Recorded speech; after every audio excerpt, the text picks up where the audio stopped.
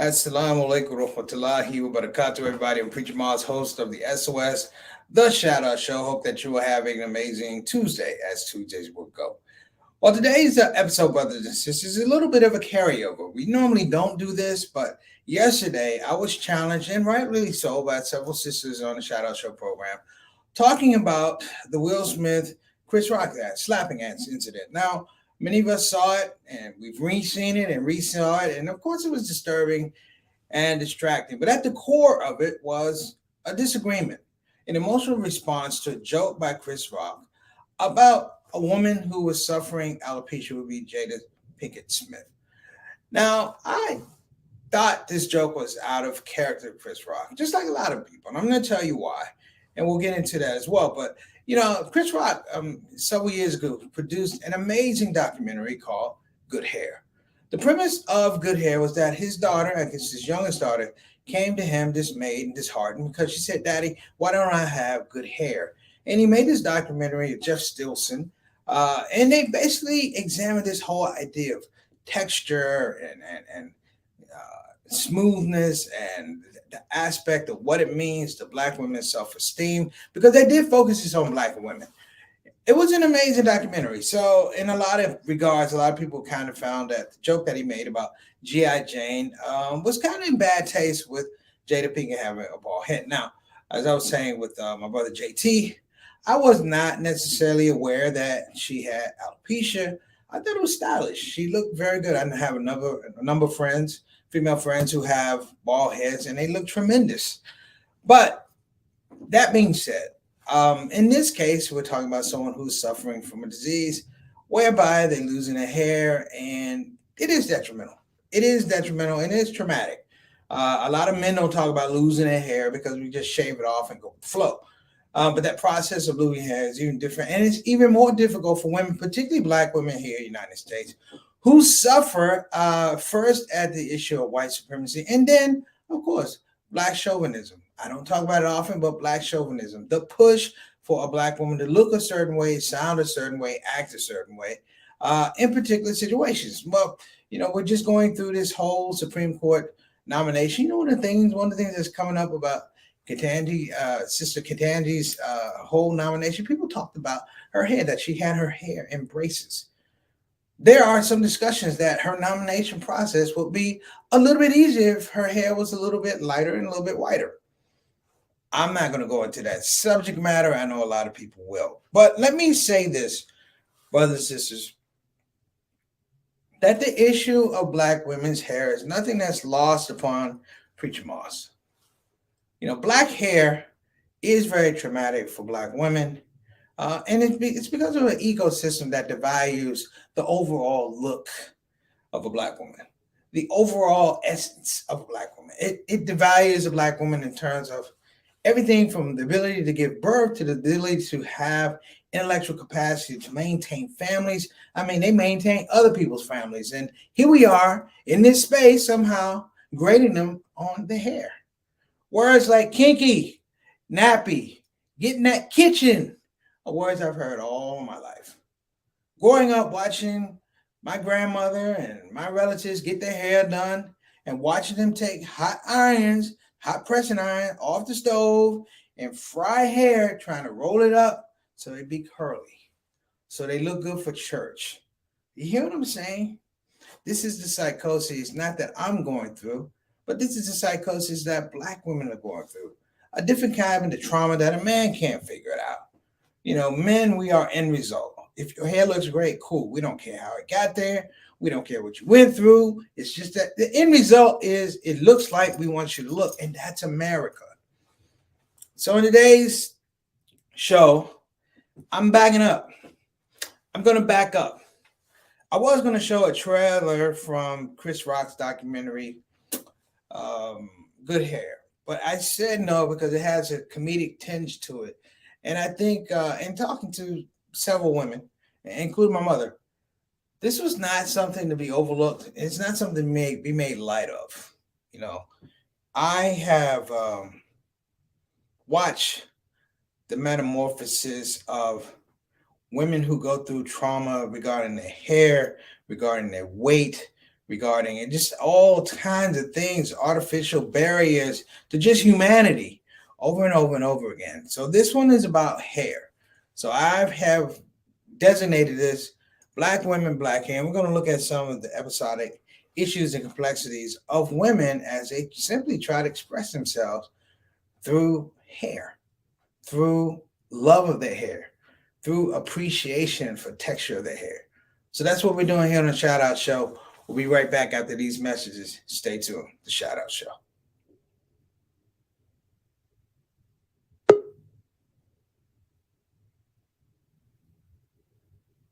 All right, let's go to commercial. All right, sorry about that, folks. Let's get it started.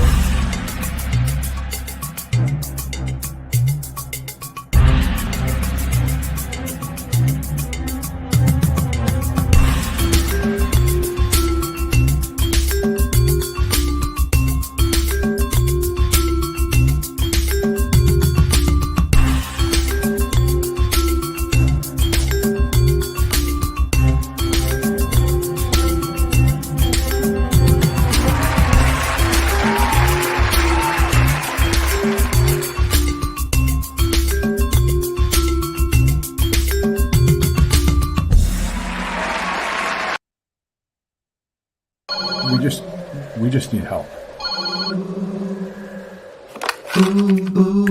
Imagine if there wasn't an olive branch. Muslim Family Services at your command. The people who help people have to say, we need your donations, don't delay. We all have struggles from time to time, but leaders dedicated is what you find. Before another person sheds tear, support Olive Branch, you don't have to fear.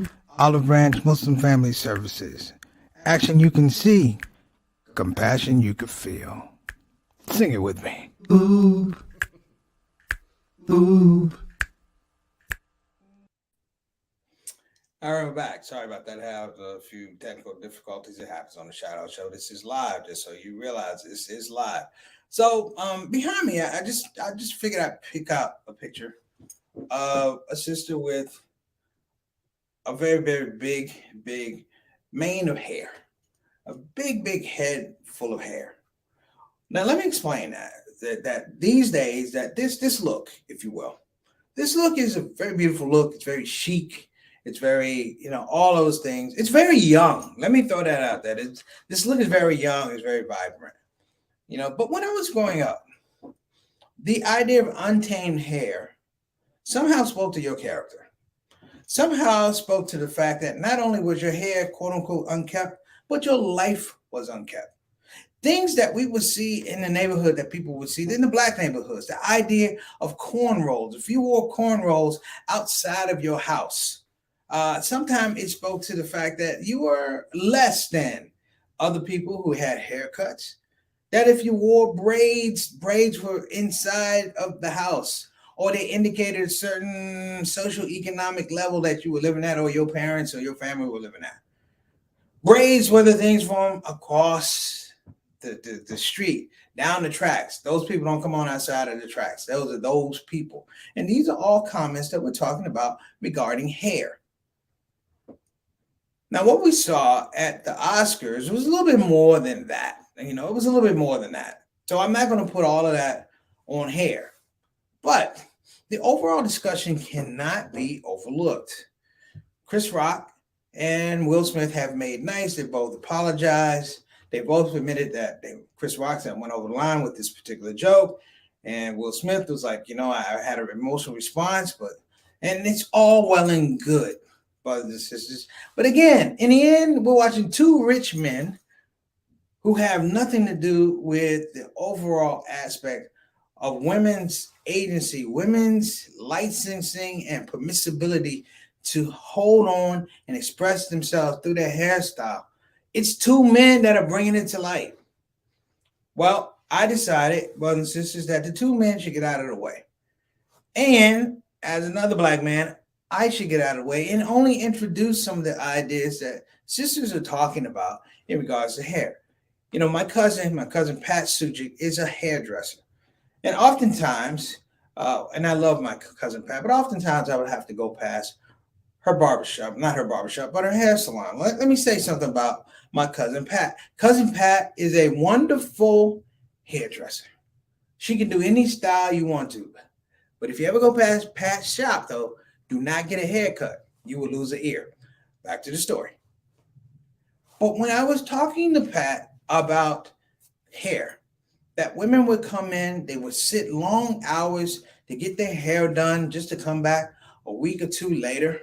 I asked, what is the psychology? And she told me, she said, it's the pressure to always be on and put out this symbol of beauty that's against the European model of beauty.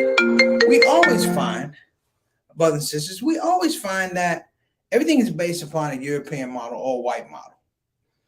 If you look at the European model, white model, it's never changed unless it's changed and reflecting Black beauty or Black culture.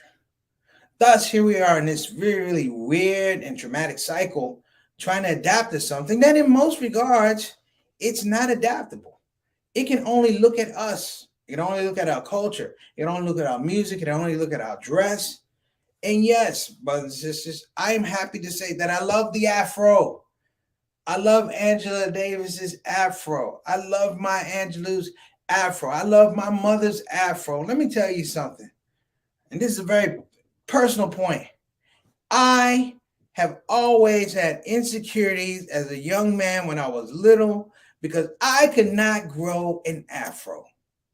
And I sat there looking at all these beautiful sisters with their boofs out to here.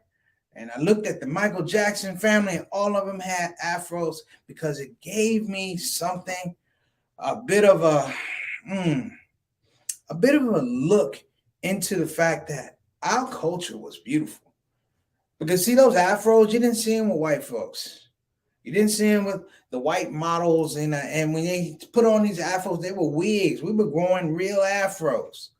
Nowadays, a lot of Afros are wig Afros, but back in the 70s, you had people putting on these wonderful Afros, and not that they weren't wigs, brothers and sisters, but they were wigs reflecting a cultural phenomenon. Now, let's get honest here. Before I bring on my folks, let's get honest here. Hair matters. Hair matters. I'm 55 years old. If I had a son that came in and part of his hair went this way and part of his hair went this way, and he had plait hair, braid hair, I'm not saying I would put him in a headlock and take him to a barbershop, but I would suggest it only because that's where I come from. But if he could sit here and tell me, Pops, this is a part of my culture and our look, I would listen. I would sit down and appreciate it. What we have not done with Black women, particularly as Black men, is sat down and appreciated what this pathway of trauma has done for Black mothers, Black daughters, Black children, and Black essence overall. We have magazines like Essence Magazine that put out Black beauty, but we're always trying to find out what white folks are thinking about our beauty. So I'm going to take a deep dive here, but let me invite our people in. They've been waiting. Sister Tana, we got Sister Rhea. How you doing, Sister Rhea? Assalamu alaikum warahmatullahi wabarakatuh. Peace and blessings to you. I just want you to know Mama San showed off in Philadelphia. Good to hear from you. Peace and blessings to you and Derek and Juan. We'll talk soon. Next up, my man Bilal Salahuddin. Bilal, brothers and sisters, puts in LED lighting if you need any work done at your house. He will come and put in complete LED lighting. I saw the picture, Bilal. I couldn't resist. Peace and blessings to you and Sister Sonia. Much love. Wa alaikum assalam wa rahmatullahi wa barakatuh. Brother Eric, wa alaikum assalam wa rahmatullahi wa barakatuh. My brother, thank you for coming up on the podcast today, on the broadcast. Peace and blessings to you and your family, my friend. Next up, got my main man Altaf Rashid, Mr. 6 o'clock straight up, straight down, the official Canadian ambassador to the show, my main man. Thank you so much. Wa alaikum assalam wa rahmatullahi wa barakatuh. As always, we appreciate your support. Next up, we got Sister Janice Tuff all the way from Seattle. Wa alaikum assalam wa rahmatullahi wa barakatuh. Nice to see you, Sister Janice. You tuned in on a great show today. I appreciate always the great information that you send me and just your overall support. Sister Janice is a gem working out there in the Pacific Northwest doing good things. Shout out to Sister Janice. Next up. Oh, we got my mom. See, my mom made me read the comments. Now I got to come all the way over here. It says black hair can cause some women to be discriminated to the point where lately some states have passed laws against black hair. Discrimination can be painful, hurtful, not funny. And I was going to get into that. Ketanji Brown's hairstyle became an issue with some folks that somehow it disqualified her from possibly being a good Supreme Court justice, which is ridiculous. But as my mother has pointed out, there have been cases of people who've had to put out civil suits about being able to wear their hair in locks. And let me say, I said locks. I didn't say dreads. I didn't say dreadlocks. The word is locks. Dread and dreadlocks connotate something different. The original word is locks. So let me be 100% correct on that. Thank you so much, Mama Son.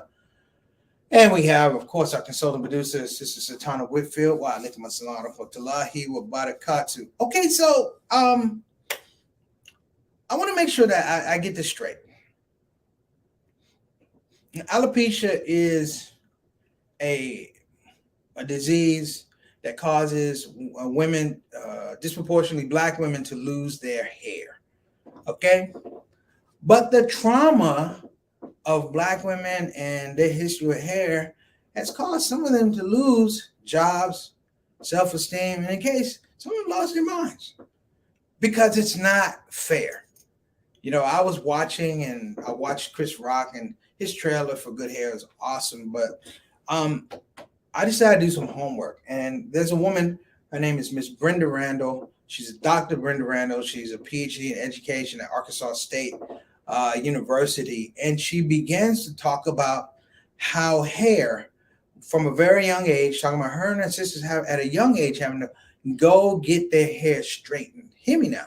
Go getting their hair straightened. She talked about it so much as being, it's a value statement that you can get your hair, and if Red Fox used to say, light, bright, and damn near white, or fried dot, laid to the side, if you can get those things, that it gave you permissibility in the white world, just a little bit more, that people thought that you were thinking their way.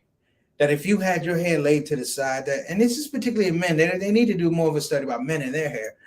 But, you know, the predominant issue is why? Why? We talk about so many other aspects of perception, so many aspects of narrative. Why is it that the narrative of hair, particularly with black women, continues to be an ongoing issue? And even more so, the conversation about black women and hair is sadly still being held by men. Men evaluating black hair, black women's hair, black women's appearance. And it's interesting because, you know, and Allah help me, you know, but a lot of men are guilty.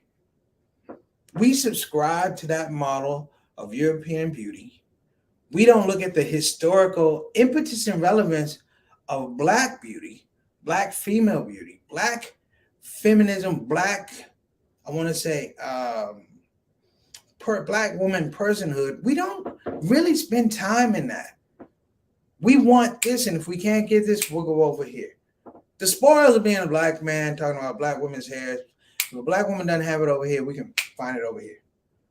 And I think that speaks more to some of the deficits we have as men, as opposed to actual black women. And I'm going to tell you, so I'm going to throw something in here, and I'm going to bring up the video in a minute. But I'm going to throw something out here that I want you to think about.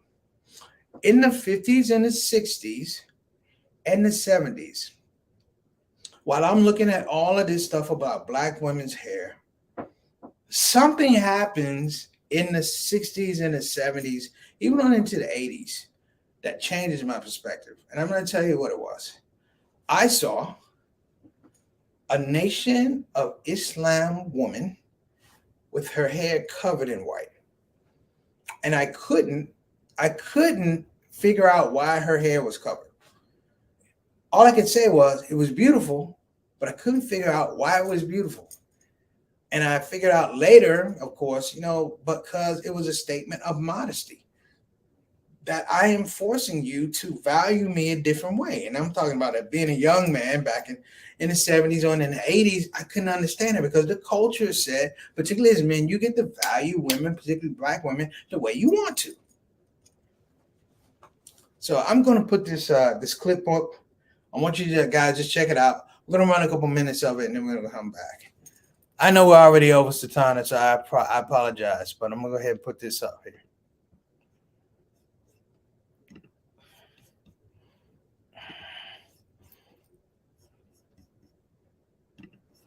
When we meet a person, it only takes a second for us to form a mental image of who that person is.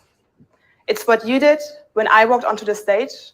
It's what I did when I looked around the room to get a sense of who you are. Identifying and categorizing people is part of human nature.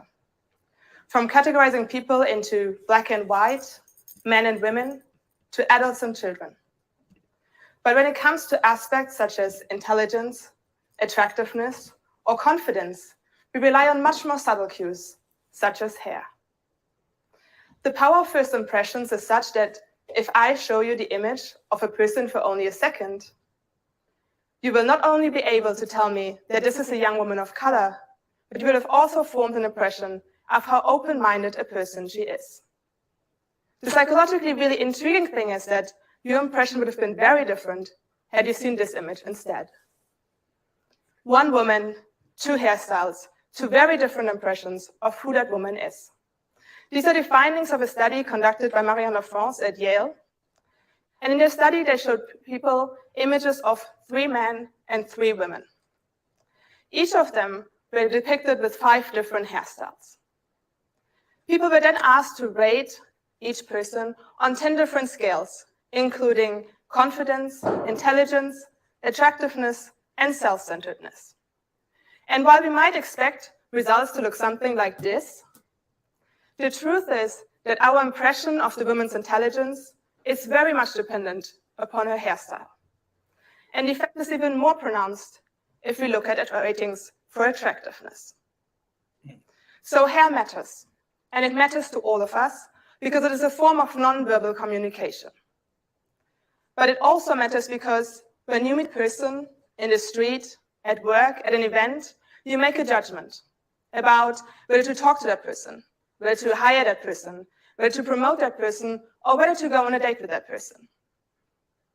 For me, as a social psychologist who studies identity and intergroup behavior, I was not only interested in understanding how hair matters to all of us, but how it matters differently for women of color. And so for the past 4 years, I have studied hair salons and hair events, and I have traveled between England and Germany to listen to women of color's hair stories. Today, I will tell you some of these stories to illustrate how hair matters differently for women of color. Now, we have a term for a day when everything seems to be going wrong, and your hair just doesn't want to look the way you want it to look like. That is when you're having a bad hair day. But the idea is that you're having a bad hair day now, and it is going to pass. For women of color, it is not about a bad hair day, but it is about prevailing standards of beauty, race, and gender that have us think of long, straight, and wavy hair as good and beautiful hair, and kinky or curly hair as bad and ugly. As one woman told me, I've gone as far as calling in sick to do my hair. Like I said, I'm taking the day off and gone to the hairdresser to make sure I've been able to have a weave.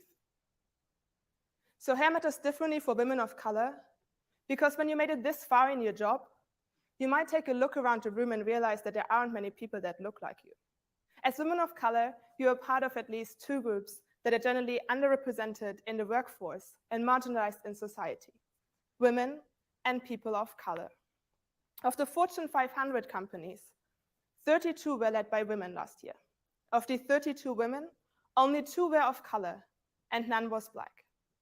Now, we may not all aspire to be CEOs of Fortune 500 companies, but as the Good Hair study published by the Perception Lab has shown, people, and this is true across races and genders, are biased towards natural Afro-textured hair.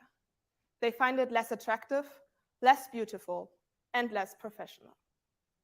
And so women of color may have a very good reason to emulate a straight hair look by using a chemical relaxer to break the texture of their hair, by covering their hair with a wig, or by wearing a weave, which means to have artificial or human hair extensions sewn or glued into your hair.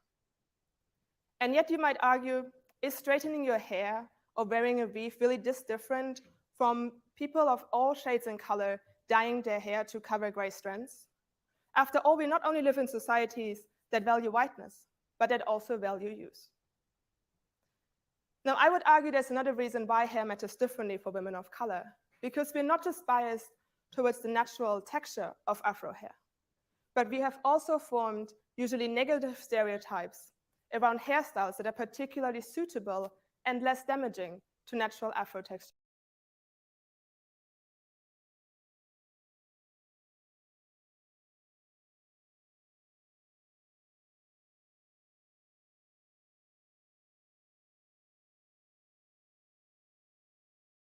Somehow, not only is your look, if it's not a European look, somehow unprofessional, unattractive, but somehow it is deserving of demerit. It is deserving of putting you in another category, whereby people are judging you on your hair. And here's a crucial point that she's getting to. They're judging your ability to make decisions based upon your hairstyle. Looking directly at your hairstyle, they're establishing character judgments on what kind of CEO you could be, what kind of employee you could be, what kind of homeowner you could be, what kind of business owner you could be. And these are the things, brothers and sisters, that we cannot overlook. These are the things that frame us and frame our community time and time again. So look,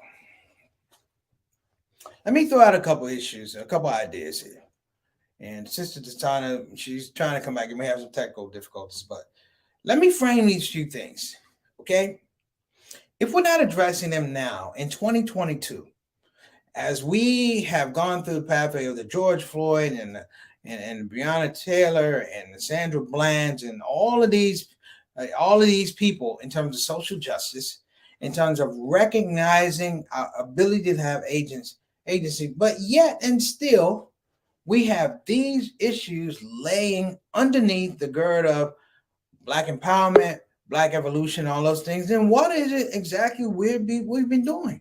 Because the hair issues have been around a lot longer than the George Floyd and the Breonna Taylor. It's been around a lot longer than police brutality. We're talking about something that is generational.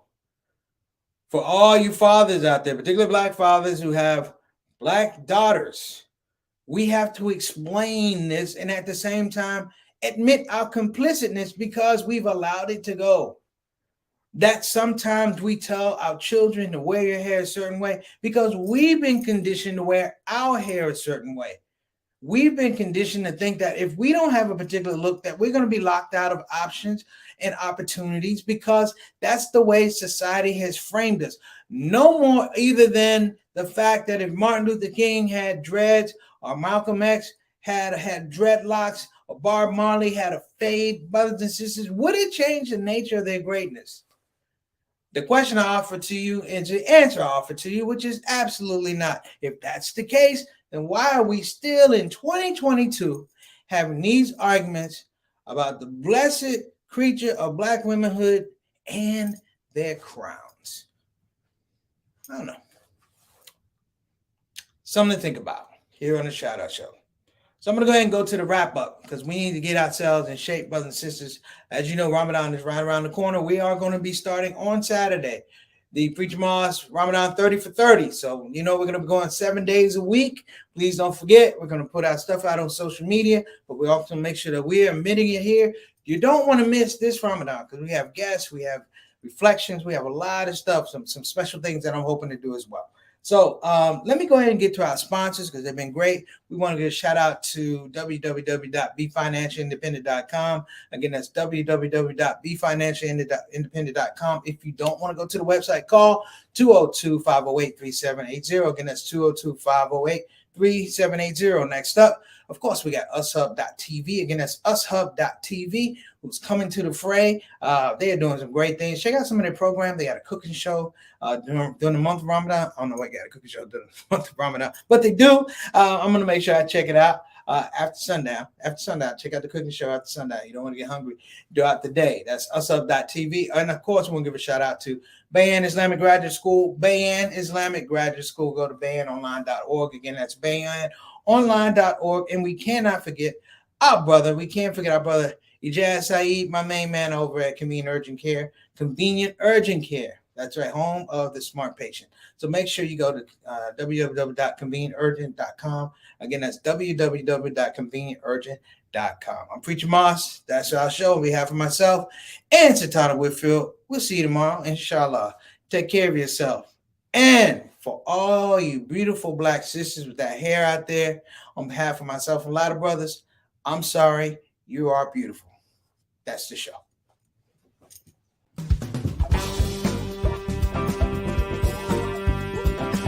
Hey, babies. Welcome to Radio WCUC, Convenient Urgent Care, home of the smart patient. This is DJ What It Do. You know what time it is. It's the top of the hour, and the request lines are open. You know what you want to hear? I know what you want to hear. Operators are waiting. I just got to hear Don't Get the COVID. Don't get the COVID. Put your mask back on. The Delta COVID, more contagious than before. Don't get the COVID. Go on and get the vaccine. You know that it can keep you safe, and your people living up in your space. Don't get the COVID. You need to wash your hands. The Delta COVID is more deadly than before. Don't get the COVID. Go on and get your vaccine. You know that it can keep you from dying. Don't leave your family all alone and crying. Don't get the COVID.